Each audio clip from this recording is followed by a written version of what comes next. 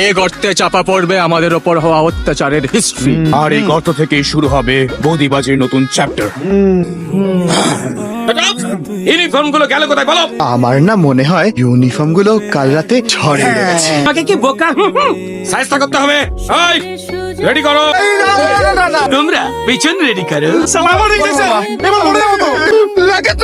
ঠাকুরপো, কি গো ঠাকুরপো, তুমি কি ইউনিফর্ম হারিয়ে গেছো?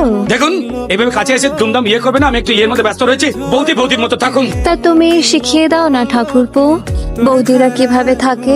না দেখুন, আপনি এভাবে চঞ্চল করবেন না। এই মুহূর্তে খুব গুরুত্বপূর্ণ একটা বিষয়কে নিয়ে আমরা সমস্যার মধ্যে রয়েছি। ওরা হঠাৎ করে ইউনিফর্ম হারিয়ে ফেলেছে, সেটাই খোঁজা চলছে, ইন্ডিকেশন চলছে।